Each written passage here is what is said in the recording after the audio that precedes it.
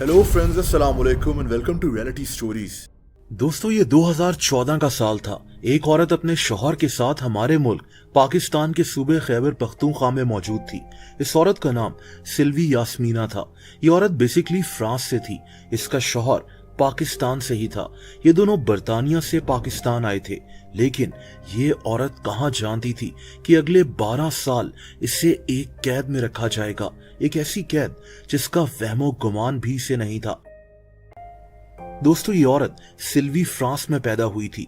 इसने अपनी सारी तालीम भी फ्रांस में ही हासिल की। इसके बाद सिल्वी नौकरी के लिए ऑस्ट्रेलिया शिफ्ट हो गई और यहीं इसकी मुलाकात एक आदमी से हुई।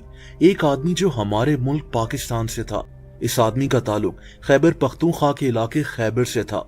ये दोनों एक दूसरे को पसंद करने लगे और तभी 2003 के मिड में इन दोनों ने ऑस्ट्रेलिया में ही शादी कर ली।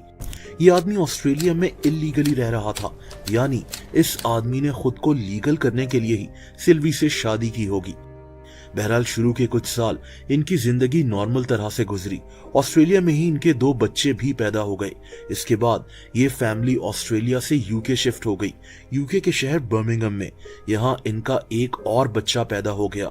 अभी भी इनकी जिंदगी बज़ाहिर ठीक ठाक ही चल रही थी। लेकिन दोस्तों, सिल्वी के शौहर के जहन में क्या चल रहा था, ये औरत नहीं जानती थी।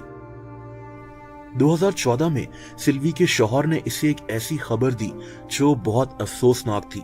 इसके शौहर ने बताया कि इसके वालिद की पाकिस्तान में वफात हो गई है और अब इस फैमिली को पाकिस्तान आना पड़ेगा।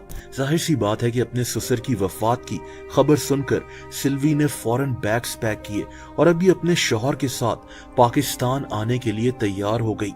लेकिन दोस्तों, यहीं से ये कहानी काफी अजीब हो जाती है।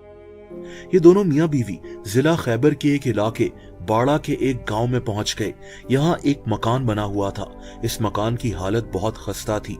इस मकान में कोई प्रॉपर वॉशरूम तक नहीं था। यहाँ कोई किचन वगैरह भी नहीं बना हुआ था।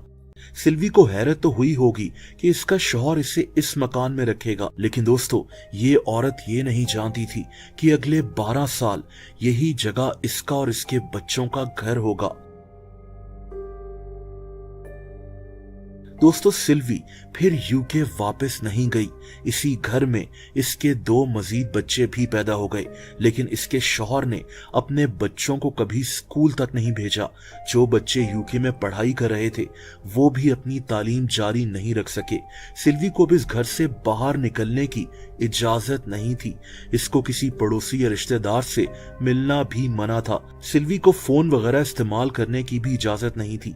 इसके मुताबिक इसका शौहर इसे आए दिन धमकाता था।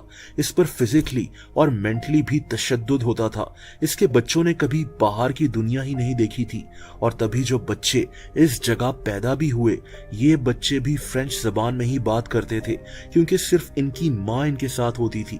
इनकी पूरी दुनिया बस यही 4 दीवारी थी। इनके जिस्म पर जख्मों के निशानात थे। इन सब की हालत बहुत खराब थी। दोस्तों, सिल्वी को इस जगह कैद हुए 12 साल हो चुके थे। लेकिन फिर कुछ दिन पहले एक ऐसा वाकया हुआ जिसने फाइनली इस औरत और इसके बच्चों को इस कैद से आजादी दिलवा दी। कहानी के मुताबिक इस औरत का बड़ा बेटा किसी तरह इस घर से निकलने में कामयाब हो गया। इस लड़के को ना तो पश्तो आती थी, ना उर्दू, और ना ही इसको वहां के इलाकों का पता था। लेकिन फिर भी ये किसी तरह रास्ता पूछते पूछते एक पुलिस स्टेशन पहुंच गया। पुलिस को समझ नहीं आ रहा था कि ये लड़का यहाँ कर क्या रहा है, लेकिन यहाँ पुलिस की तारीफ करनी होगी। पुलिस ने जब एक ट्रांसलेटर बुलवाकर इसकी सारी कहानी सुनी तो इन्होंने फौरन एक्शन लेने का फैसला कर लिया। दोस्तों, पुलिस ने इस औरत और इसके बाकी के बच्चों को बाजियाब करवा लिया था। यूं 12 साल की ये कैद, 12 साल का एक कठिन सफर खत्म हो गया। ये औरत अब आजाद हो चुकी थी और फिर इसने अपने साथ होने वाले गैर इंसानी सलूक का सबको बताया। ये औरत अब अपने बच्चों के साथ वापस फ्रांस जा रही है। उस आदमी के खिलाफ मुकदमात दर्ज किए जा रहे हैं। इसने अपनी बीवी और बच्चों पर जुल्म किया, उनसे उनका बचपन तक छीन लिया। इस आदमी को कितनी सजा होगी ये तो हमें वक्त ही बताएगा।